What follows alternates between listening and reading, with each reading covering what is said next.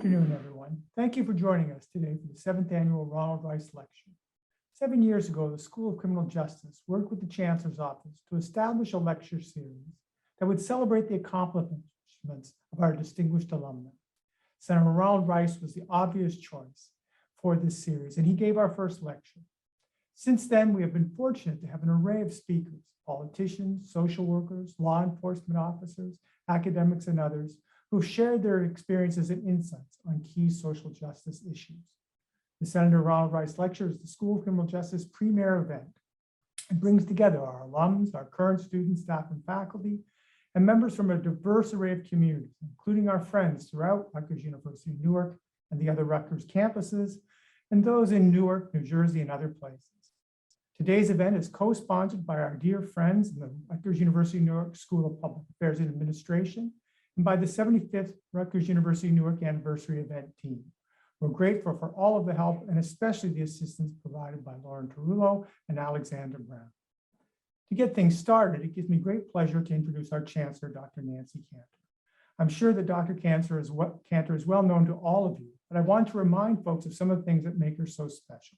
In addition to being an eminent social psychologist, she's a national leader and tireless advocate for a variety of issues, including anchor initiatives, community partnerships, cutting-edge research, and diversity, equity, and inclusion. We are graced by her leadership and welcome her to give today's opening remarks. Thank you very much, Bill.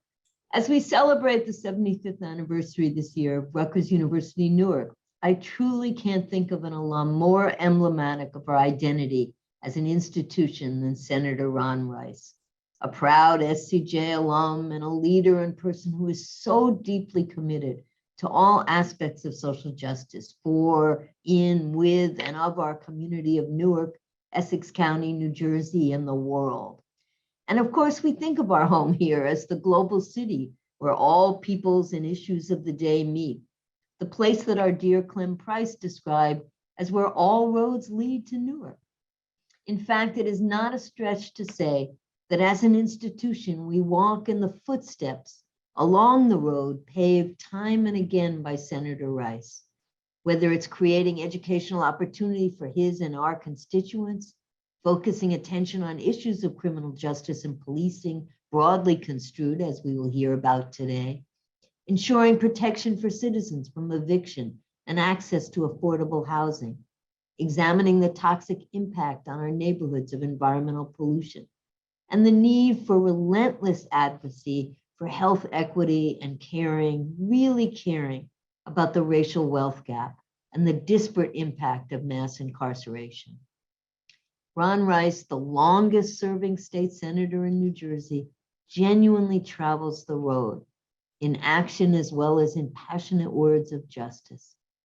And I can assure you, he never forgets that we are an institutional ally in that work, personally encouraging me and all of us to keep on fighting for equitable growth, opportunity, human rights, and all that entails in a world so full of unfair barriers to precisely those in the next generation of talent who can lead us down a road well-traveled, but not done yet. And it's ever so fitting in light of Senator Rice's long-fought legislative and community contributions to justice and his deep-seated caring for the rights of his constituents that this year's lecture is dedicated to the question of how we imbue human decency in law enforcement, and that it is keynoted by another of SCJ's distinguished alums, Dr. Jones-Brown, a leading expert on police community relations, and moderated by our very own faculty leader, Joel Kaplan, who has helped us anchor the Newark Public Safety Collaborative with so many community leaders, residents, and public officials committed to demonstrating that crime reduction does not have to happen at the cost of the very people for whom the public sector is meant to serve. I so look forward to hearing the lecture, and I'm so ever so grateful for Senator Rice and his massive, steadfast legacy of compassionate, just public service, a model for all, including law enforcement, to follow. Thank you to our dear friend and distinguished alum, Senator Ron Rice, for showing us how to care and to act. Thank you, Chancellor Cantor. As the Chancellor noted, Senator Rice has done exemplary service for the residents of New Jersey and the nation, including his service as a sergeant in the U.S. Marines during the Vietnam War. Senator Rice also has a long record of service to the citizens of Newark. He was the former deputy mayor of Newark, and prior to that, a Newark police officer for 8 years. His experience patrolling Newark streets, serving and protecting its residents, provided him with insights into crime, policing, and justice that distinguished Senator Rice from many other legislators. His continual interest in policing and social justice is the backdrop for this year's lecture. I will now ask Senator Rice for his remarks. Thank you very much. And I want to thank you, Chancellor Cantor. It's been a while since we've been together, for that generous introduction and for continuously interweaving the people of Newark with Rutgers University, Newark, to create a vibrant, deeply textured tapestry. I also want to extend my heartfelt thanks to Dean Bill McCarthy and Dean Charles Manifield for your ongoing contributions towards positive change in our criminal justice system, and to Dr. Joel Kaplan, Rutgers Authority on Technology and Justice, who serve as our moderator today. Finally, a special thanks to Lori Scott Pickens, a person I've known for so many years, and her dedication to all that we do in our state, but particularly our Newark community and at Rutgers. And my heartfelt thanks to the Rutgers staff for all your behind-the-scenes support. So, good afternoon. It's really the honor of a lifetime to have my name attached to this lecture series on criminal justice and public policy. Justice and safety are essential for our society to leap fearlessly forward into our full potential. Without policies that protect justice and safety, our individual lives are thwarted. We know this from generational watching our country lurch ever so slowly and clumsily towards the full manifestation of democracy and freedom. Yet, despite the obstacles to equally and compassionate justice in our country's psyche and structure, there are at every turn in our history brilliant souls who speak out and claim what is right and good. This lecture series is our time to gather around a brilliant soul who has real meaningful insight into how we get to the next level, not just as Americans, but as a species of human beings, and to focus especially on how to help those most oppressed by the fear, shame, greed, and hate that cause injustice, instability, and ill-being. Today, I'm thrilled that we are gathered around someone with whom I share Virginia roots and 3 highly esteemed alma maters. Dr. Delores Jones-Brown is a true luminary and our nation's premier activist scholar at the intersection of race, crime, policing, and justice. I am so grateful to be able to hear her wisdom today. And so I want to thank you, Dr. Jones, Dr. Delores Jones-Brown, and thank all of you who helped put this together and make this 7 lecture series a success. I love Rutgers and I love my state.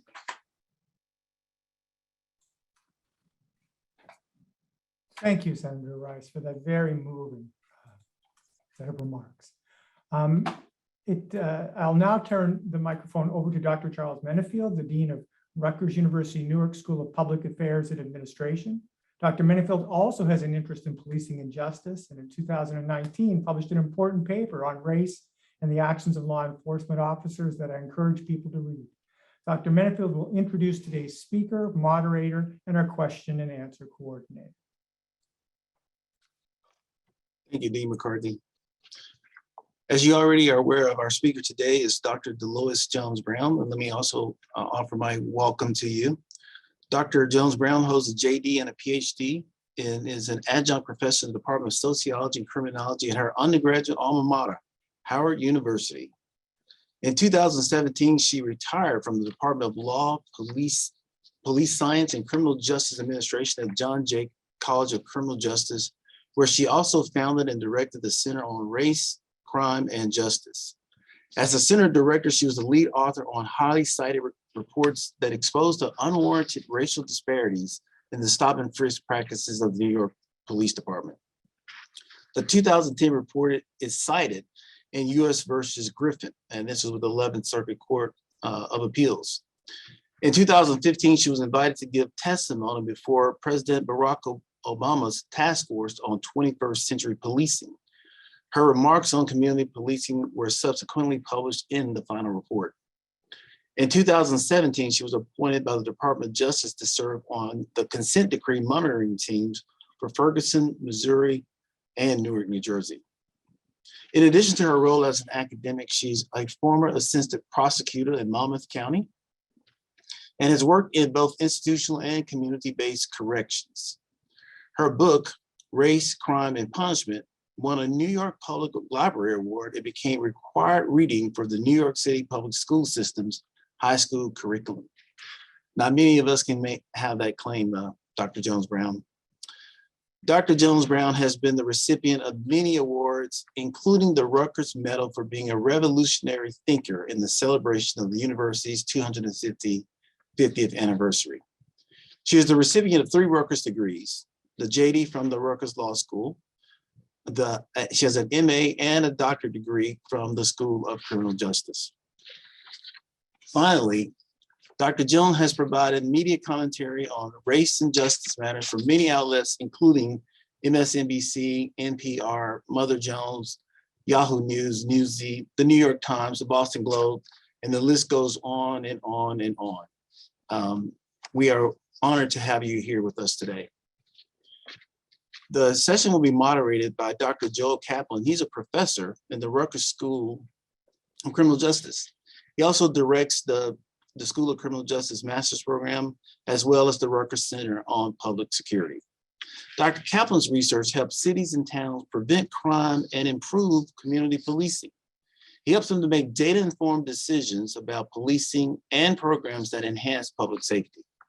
He specializes in GIS mapping and crime pattern analysis, and this was co-developed with the Risk Terrain Modeling Group, a spatial diagnostic technique that connects environmental features to crime locations. RTM helps people develop the best strategies for crime deterrence and prevention. Dr. Caplan has professional experience as a police officer, a 9/11 dispatcher, and emergency medical technician. Dr. Caplan has published over 40 peer-reviewed articles and 2 books. This includes Risk-Based Policing, Evidence-Based Crime Prevention, and Big Data and Spatial Analytics, and also Risk Terrain Modeling, Crime Prevention, and Risk Reduction. His PhD is from the University of Pennsylvania, and he is also a proud alumnus of Rutgers University, 2004. And then finally, Ms. Laura Scott Pickens, she will manage our question and answers. She is the Director of Community Outreach for the School of Criminal Justice, where she has served for over 20 years. She also serves as an adjunct professor in the school and also serves as the liaison between the school, city, county, and state around public safety and community policing issues. She also serves as the Director of Community Engagement and Service Provision for the school. Mrs. Scott Pickens was born and raised in Newark and is a graduate of Shabazz High School. She was recently Deputy Executive Director of the School of Criminal Justice Policy Institute, and she was recently named the 2022 Clement A. Price Humanity Dignity Award recipient. Thank you. Thank you, Dr. Mennefield. Delores, are you able to share your screen now? First, I want to come off mute and say how thrilled I am to be here. And hopefully the technology will cooperate. I'm hoping everyone can see that, right? Okay. So my talk today is Justice at the Crossroads, the quest for humane policing in the 21st century. I want to say how loath I am to normally read a presentation, but given the time restraints, I'm going to ask you to bear with me. as I make my way through the presentation, and that you will take away some meaningful thoughts. So good afternoon. I am honored to have been asked to speak for the 7th Annual Senator Ronald L. Rice Lecture on Criminal Justice and Public Policy. Senator Rice, as you have heard, has been a long-serving public servant, so it is fitting that today's talk focuses on the way forward for the country's most revered and sometimes despised public servants, the police. I am thrilled to share so many life parallels with Senator Rice. As you have heard, we are both native Virginians. We have both had the privilege of attending Howard University, Rutgers School of Criminal Justice, and Rutgers Law. And I retired from a career at John Jay College, where Senator Rice earned his bachelor's. I thank Dean McCarthy, Senator Rice, and all others who found me worthy of this invitation. As a 3-time Rutgers alum, I am honored to be part of this event. I must admit that it is difficult to fit a discussion of the current crisis in policing into a talk of 30 minutes or less, but I will endeavor to make a few points that I hope you will continue to think about as you move through the complex journey called life. Since I don't have time to provide many details, in the tradition of college professors, I have embedded a lot of homework within this keynote. I hope that you will make the time to learn more about the tragedies that strain the relationships between police and many segments of the public that they are paid to serve. Fair warning, this is not a research talk.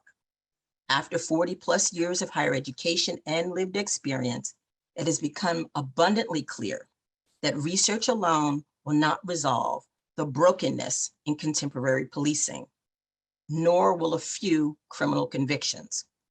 And to be clear, the critical comments that I make today are not a form of police bashing. In 30+ years of police education and training, I have met some of the most amazing human beings who chose to become police officers and who have performed admirably within that role. But I have also met some officers who made me very afraid for the residents and visitors in the areas where they supervised or patrolled.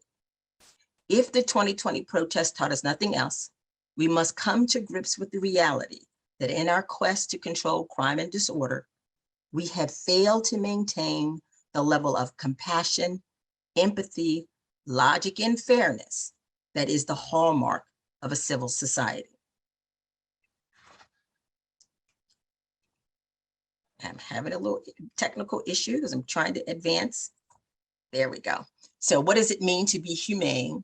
Having or showing compassion or benevolence, inflicting the minimum of pain and behavior that's intended to having a civilizing or refining effect on people. The 2020 protests have taught us that when we spend more money on police than on food, housing, and education, police behavior can reach a tipping point beyond which it cannot be accepted because it does not meet minimal standards of decency, legality, or humanity.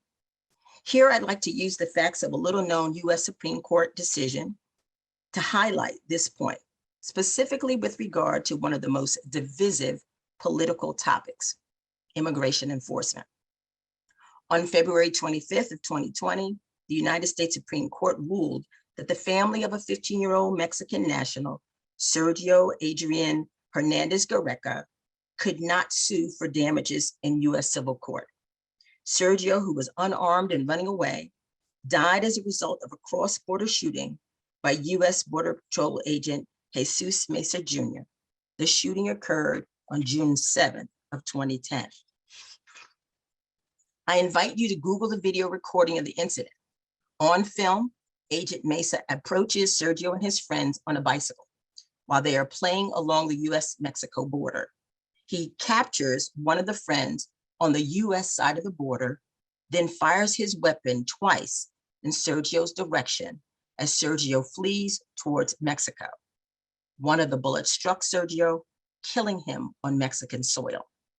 Though Agent Mesa admits to a likely Fourth Amendment violation, a DOJ investigation found that he did not violate any of his agency's policies or training.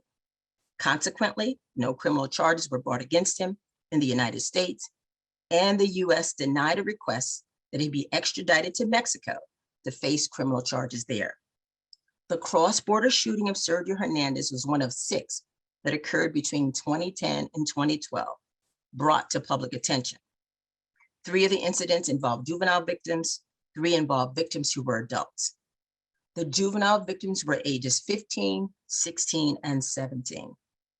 We should pause to say their names: Sergio Hernandez, Jose Rodriguez, and Ramses Torres, to honor the lives that they led before a law enforcement encounter cut them short. 16-year-old Jose Rodriguez was shot 10 times in the back and head in October of 2012, but the Border Patrol agent, Lonnie Schwartz, was acquitted of criminal charges. In all 6 cross-border shooting incidents, the federal agents made claims that the victims were throwing rocks. In the case of Jose Rodriguez, Agent Schwartz fired 16 times through a border fence, and no witnesses or publicly released videos confirm the claims of rock throwing. Even if true, are bullets the appropriate response to a rock attack when a safe avenue of withdrawal is available to law enforcement? With the Supreme Court's ruling in Hernandez versus Mesa and the acquittal of Agent Schwartz for the death of Jose Rodriguez, these cross-border shootings of children are relegated to a class of behavior that police jargon labels lawful but awful. I've always been uncomfortable with this term, believing that awful police behavior should never be lawful because it opens the door to so much police abuse. See, for example, these headlines from among the many that are sent to my inbox daily. These headlines confirm concerns that failure to hold police officers, agencies, and unions accountable for their actions and their comments contribute to a world where the public is not safe from civilian criminals or the police, and they contribute to a phenomena I'd like to call criminal policing that extends far beyond the killing of George Floyd and Breonna Taylor. And just to highlight 3 of these headlines: the notion that a person can be executed on a public street for a traffic stop should be disturbing to all of us. The notion that the police knew a 3-month-old baby was in the front seat of a car and fired into the car nonetheless should be disturbing to all of us. The idea that tasers were intended to be less than lethal uses of force, and people, and in this case, a Black man died from taser use, and we've heard several stories about that in recent times. And though it's a non-fatal incident, the idea that an adult Black woman, age 49 years old, who worked for a living, would be made to stand naked in her apartment while handcuffed in front of male officers for 10 minutes is something we should certainly recognize as inhumane. Though Blacks and other people of color are disproportionately affected by abusive police behavior, the stories behind these headlines document that no population is immune. I invite you to Google each of these headlines for the details behind the incident. After billions, and that's billions with a B, of public and private funds have been spent on policing research, how could policing become or remain so terribly broken? One response is failed mechanisms of accountability. But if you have watched the George Floyd video, clearly the problem is bigger than that. Many sources point to the militarization of domestic policing and to officer safety training that emphasizes a warrior mentality that pits the interests of police officers and their families against everyone else, especially those racial and ethnic minorities whose lives have been criminalized and undervalued since Europeans first arrived on the North American continent. Increased police presence in schools has put school-age children at a greater risk of police violence than in the past. I've watched video after video of mostly Black girls being handcuffed, pepper sprayed, and violently slammed to the floor or ground by grown men who claim to be acting within policy. According to a 2014 report, 24% of elementary schools and 42% of high schools have armed police officers. Another source reports that 1.6 million students attend a school that employs a law enforcement officer but has no counselors. When these statistics are combined with the current practice of employing military personnel as police trainers, the risk to civilians, young and old, experiencing police violence becomes more likely.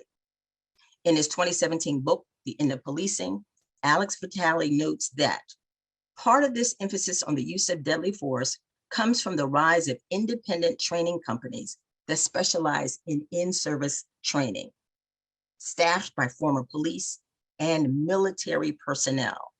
He further explains that some of these groups serve both military and police clients and emphasize military-style approaches and the warrior mentality. One such company is called Close Quarters Battle, or CQB, and boasts of training thousands of local, state, and federal police, as well as the US Marines, Navy SEALs, and the Danish, Canadian, and Peruvian Special Forces. Consequently, the training puts an emphasis on battle-proven tactics. Eliminating or curtailing this type of training would save lives and prevent serious injury to the public. The promise of 5 decades of police reform commissions and convenings have been thwarted by police violence and inhumanity captured on video, including officer body-worn and dash camera footage that can be shown around the world. Consequently, the court of public opinion on these matters is no longer limited to viewers in the United States.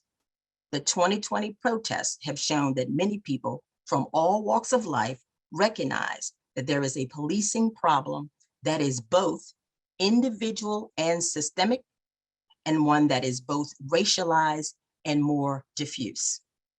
Just as we have seen police officers engage in violence and other inhumane behavior while they are recording themselves, high-level police personnel and union leaders make public statements that confirm their lack of regard for those they are paid to protect. A spokesperson for the Philadelphia Police Department has been quoted as saying, "Officer safety comes first, not infringing on people's rights comes second." My response to this troubling admission is, if police officers are too fearful to provide constitutional and humane police service, then private citizens, policymakers, criminal justice professionals, and politicians must be fearless in holding them accountable. Be 17-year-old Darnella Frazier, who recorded the murder of George Floyd. Be Carriole Horn, the Black female Buffalo police officer who lost everything, her job, pension, home, and a civil suit, for stopping a handcuffed Black man from being choked by her white male colleague. She got everything back 15 years later, but only after the highly publicized death of George Floyd. Be Kimberly Crenshaw and Andrea Ritchie, who began the Say Her Name campaign to bring public attention to the fact that, like their male counterparts, Black women and girls also die at the hands of the police at a disproportionate rate. Some research has found that when they are unarmed, their rate of officer-perpetrated death exceeds that of Black men. Be the founders of online data sources like Fatal Encounters and KilledByPolice.net, mechanisms that allow us to see that extra-legal police killings are experienced by all groups, not just people of color. Google the names Zachary Hammond, Justine Damon, Christiana Cognard, and Michael Bell Jr. These sources also allow us to see that police actions take the lives of innocent infants and children, like 3-month-old LaMelo Parker, mentioned earlier, and 7-year-old Ayanna Jones, who was killed in Detroit in May of 2010 while she was sleeping during the execution of a no-knock warrant. They even take the lives of children who are not yet born. Google the name Elena Mondragon, a pregnant 15-year-old shot by police while she was the passenger in a car the police were attempting to stop. Though ignored in several high-profile cases, the NYPD and the New York State Police have a policy that prohibits shooting at or from moving vehicles, with limited exceptions. In my view, to prevent unnecessary loss of life, it should be a universal requirement. This should be a universal requirement. Awareness of these cases is essential to building broad-based allyship in serious efforts to achieve police transformation, abolition, or reform. These mothers, fathers, sons, daughters, husbands, wives, sisters, brothers, and ordinary human beings had fatal encounters with the police for what? The alleged sale of loose cigarettes, hanging air fresheners, walking in the street and talking back to a police officer, allegedly passing a counterfeit $20 bill, allegedly being in possession of a stolen car, allegedly being involved in the distribution of drugs.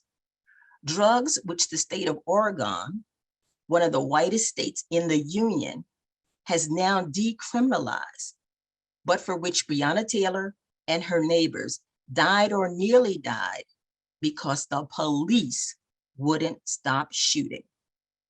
At a multifamily residential building during the night when families were sure to be at home and asleep.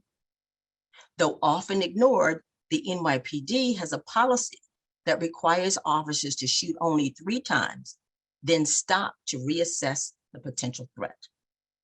In my view, this should be an universal requirement of all departments to be followed in all but the most extreme extenuating circumstances. If we step back and look at these events with a non-politicized eye, we should see the utter absurdity and the legal and logical contradictions in these deadly outcomes. Some of the underlying actions began with police encounters that there was no crime involved at all. Many are crimes of the most minor nature. All were behaviors that would not be subject to a penalty of death if the so-called suspects had survived the encounter, gone to trial, and been convicted. So why are some people so quick to support their execution by police on public streets or in their own homes? Should so many tax dollars be spent in this way?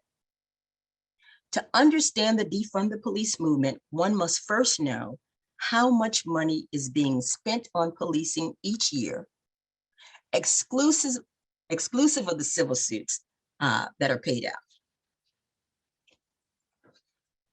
Police spending began to soar after 1982, no doubt in conjunction with the so-called war on drugs, reaching 100 billion, that's billion with a B, and significantly exceeding the budgets of both courts and corrections.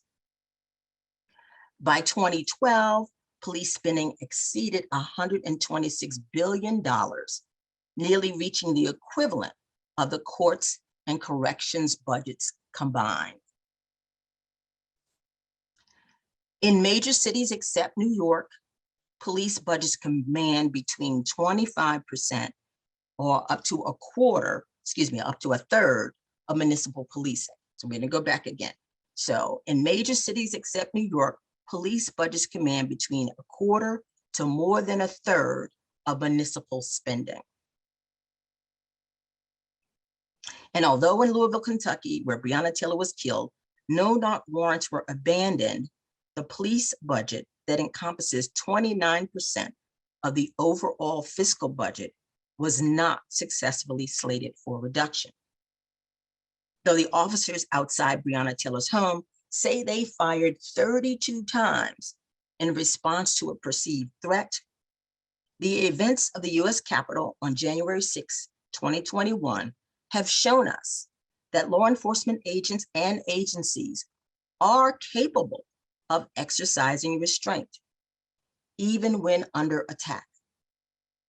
What lessons can we take from that event to save the lives of people of color, especially those who live in highly policed neighborhoods? What lessons can we learn from this compelling and heart-wrenching quote from a 15-year-old male from Chicago? I don't hate the police. Where I live, I need the police.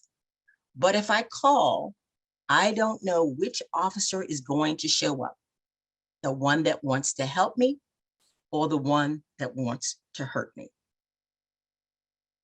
Is the George Floyd Justice in Policing Act the answer? I don't know. But clearly, we will never get to find out if the folks in Washington continue to play politics while people are dying and while people who need police services most are losing faith in the idea that the police that will help them without harming them, that the police will treat them with dignity and respect, regardless of their social status, that the police will work within the constitutional limitations that are mandated for their profession. Radley Balco ends his 2014 book, The Rise of the Warrior Cop, paraphrasing the words of Tim Lynch of the Cato Institute. He notes, you can make a good argument that police should be held to a higher standard than regular citizens. And you could make a good argument they should be held to the same standard. But it is hard to conceive of a convincing argument that they should be held to a lower one. There are many people, including me, who would argue that until very recently, that is exactly what we have done. Held police to a lower behavioral standard than ordinary citizens. Policing continues to be a white male-dominated profession that is heavily tasked with controlling crime in impoverished communities of color. While it is true that policing involves some dangerous situations and some split-second decision-making, much academic research confirms that it primarily involves mundane routines best performed by the development of collaborative relationships with those who are being policed. I would like to end this talk by promoting this forthcoming book from Rutgers Publishers. Why the Police Should Be Trained by Black People, edited by Professor Natasha Pratt-Harris from Morgan State University. The book is scheduled to be released this month. This is a fairly wordy description of the book, and I have to move myself out of the way. The purpose of the book was to align scholarly and community efforts to address how Black people are policed. It combines traditional models commonly taught in policing courses with new approaches to teaching and training about law enforcement in the US, all from the Black lens. Black law enforcement professionals, scholars, community members, victims, and others make up the contributors to this training textbook, written from the lens of the Black experience. Each chapter describes policing based on the experience of being Black in the United States, with concern about the life and life chances of Black people. This information is covered in 5 sections and 20 chapters.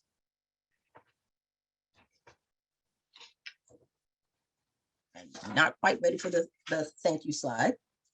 In it, as a former prosecutor, I have authored a chapter with the former municipal police officer, Dr. DeLacy Davis, and a former DEA agent, Dr. Tyrone Powers. The chapter is titled, Help Without Harm, Black Cops as Police Trainers. It describes the challenges and responsibilities of Black police trainers, first to the highly policed Black community, then to the transformation of the ethos of police culture and practice. As your final assignment, please Google my 2017 creative work, The American Cop-Out, a poem about being Black in America, to better understand why the Black Lives Matter and Defund the Police movements are key to the movement for humane policing. I thank you for listening. Please depart with the charge to do your share to demand, promote, and support humane policing in your community.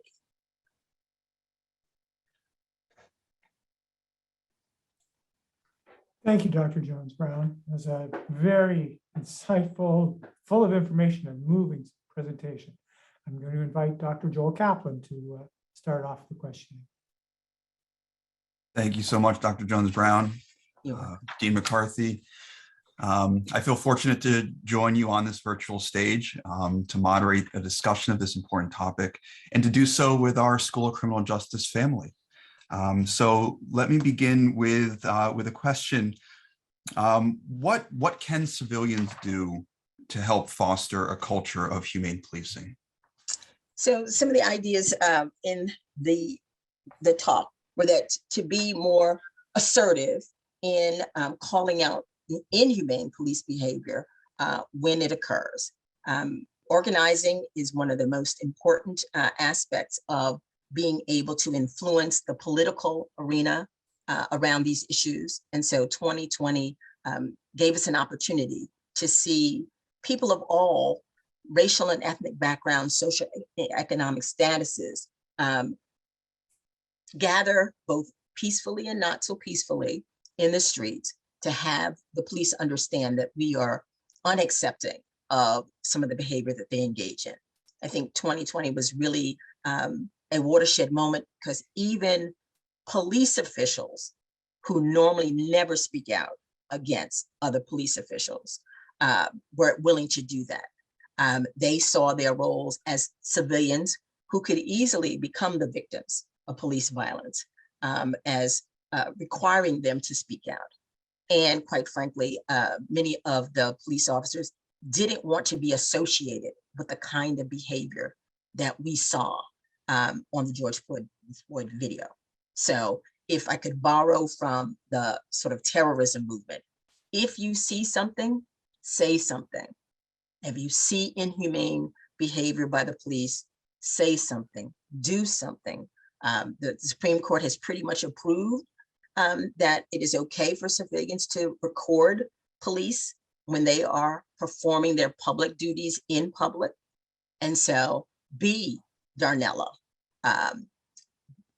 gather with other people across political and class statuses to have these discussions about what's wrong with policing and how can we change it.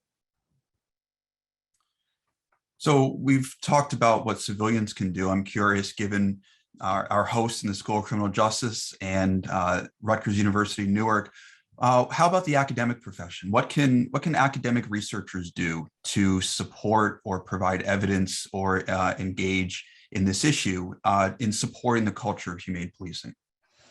So one of the things that I'm always disappointed in for all the years that I've been studying criminal justice and just living in the world is that there are good models of humane policing, but they don't get enough airtime in academic research. What tends to happen is, and you know this, Joel, we go after the money, right? External funding becomes the tail that wags the dog. And so we end up with repetitive research about things like stop and frisk, broken windows policing, and other sort of distant, large scale, one size fits all policing strategies, when we know that policing is far more complex than that. And so I would encourage academic researchers to do more qualitative research. No taking anything away from the quantoids, as I call them. There needs to be more research on the ground in communities that are policed and with police departments that are doing humane policing. It reminds me about how we often talk about how there's a lot of data, but you got to adding context to it, right? Making it relatable, connecting it to lived experiences. That certainly makes sense. So let me just tell you what I say to my graduate students about data. Large scale or quantitative research can tell you what the phenomena looks like. It cannot tell you why it looks that way. And so what we need to understand more is why the phenomena look in the way that they do. What adjustments then, given what we've learned from you today about what civilians can do in the academic role and research role, what adjustments must be made or should be made to current police policies and practices to promote a culture of humane policing? And if and one step further, how does that connect to the two previous questions perhaps as well? Okay, so that's a tall order. Definitely the points that I raised in the talk. Police have got to stop engaging in what's called contagion shooting. So that even though Hankerson was not convicted of shooting into Breonna Taylor's apartment, a neighbor's apartment, the fact that he fired 10 times into what was clearly a residential apartment, not knowing that it was his colleagues who were firing, and that Breonna Taylor's fiance had only fired once. So Breonna Taylor's fiance, who's the layperson, shoots only one time, even though he thinks he's under attack.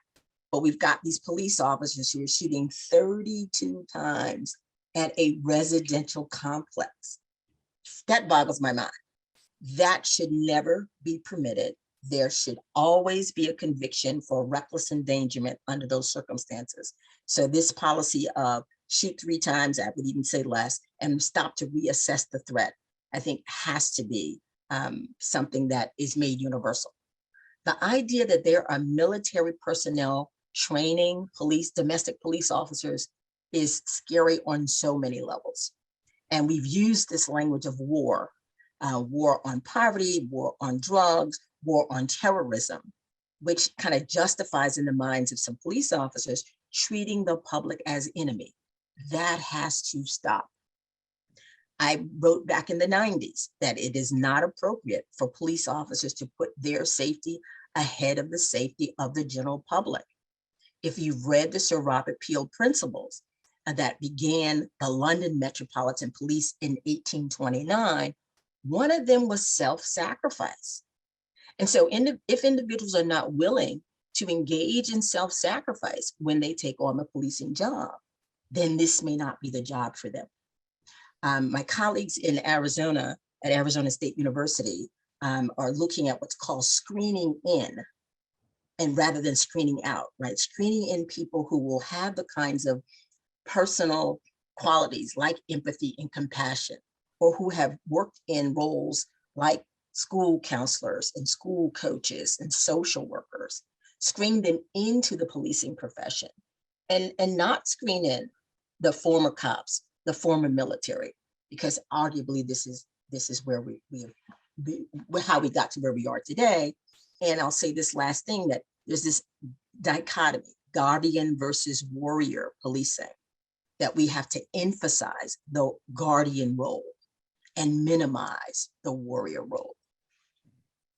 So do the words that we use to describe policing and the expectations of it, do those words matter? Oh, they absolutely matter. And so in these trainings where, again, being led by military personnel, this idea that you have to be prepared to meet anyone on the street and be prepared to kill them because everybody's out to get you, that mentality goes onto the street. If you look at the video, that's the first headline on the slide about the young man who's actually executed on the street, the officer runs up and he's cursing and doing all kinds of using all kinds of vulgar language, because police are being taught about de-escalation, but they're being trained to be aggressive and violent during traffic stops. And I take my hats off to some of the jurisdictions that have seriously limited the kinds of offenses that allow police to make traffic stops now, because traffic stops have become so dangerous for civilians, and which in turn can be dangerous for police officers when civilians believe that they have a higher risk of encountering police violence. Some will, take the preemptive strike.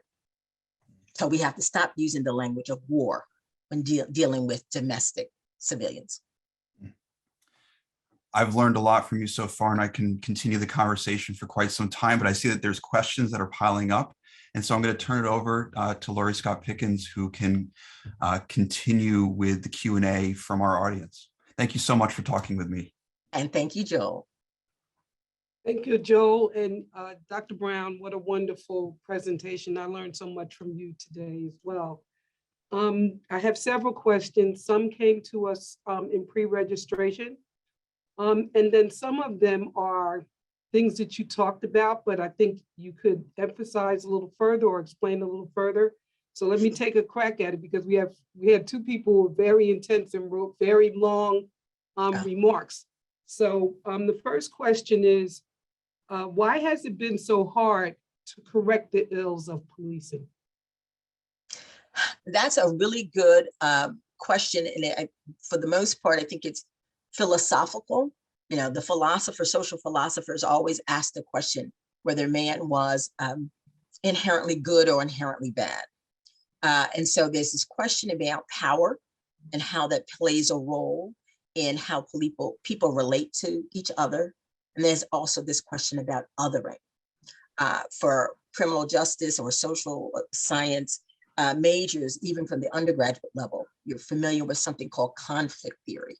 And so under conflict theory, the police exist to do the bidding of those who are more powerful and to sort of maintain a certain kind of status quo.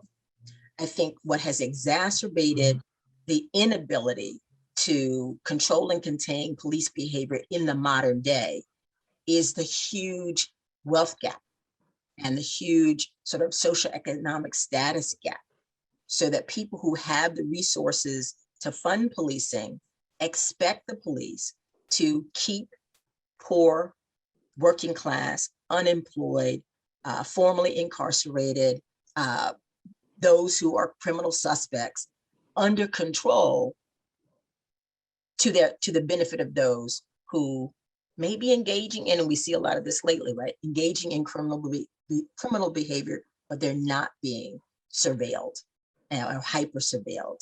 And it takes a very long time before their criminal behavior, like Jeffrey Epstein, for that criminal behavior to come to the justice system, because they are not the people who we expect to be engaging in crime, even though they are. And the last thing I want to say is in the racial realm. Slave patrols were the precursors to the modern police or urban police forces of today.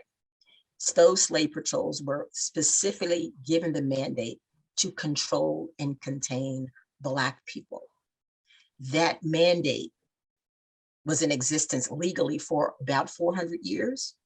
And so it would be foolish to think it would disappear overnight. Thank you. Newark is currently under a consent decree. You were part of that team, or may still be a part of that team. A question I have here is, how can consent decrees be strengthened? Particularly how to hold officers accountable for refusing to comply with decreed reform policy, and how civilian oversight could have more pronounced accountable and investigative authority. You're also aware that the city of Newark is setting up a civilian review board. So you're here in Newark, you could answer that for people who are very anxious to hear what you have to say on that response. So unfortunately, part of being part of a monitoring team is that you have to put your hand up and swear to confidentiality, right?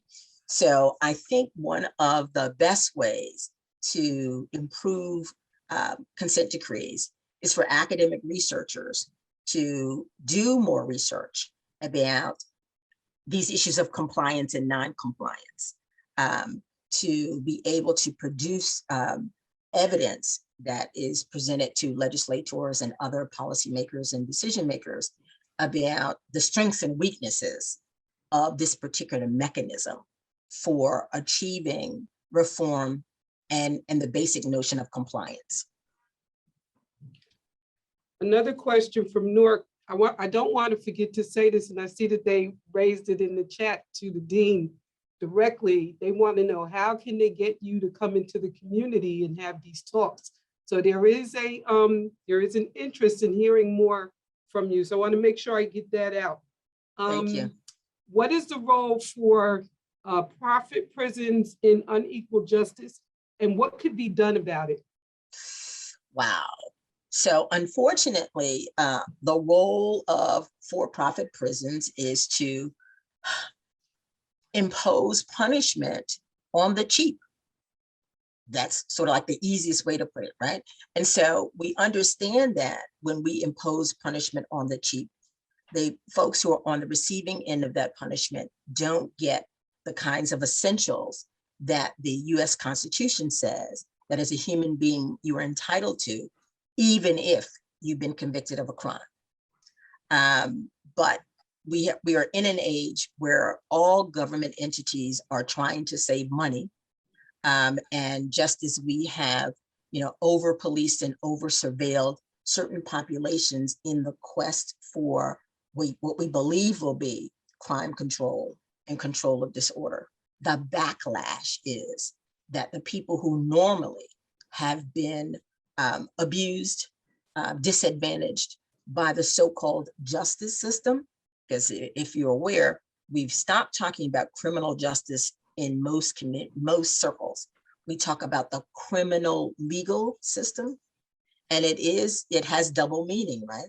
That means that the system doesn't always produce justice, and that it can, in fact, inflict harm that, as I said before, like criminal policing.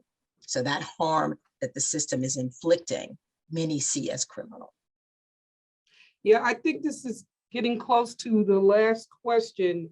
And so there's a comment about a need for trauma to trust training for police officers.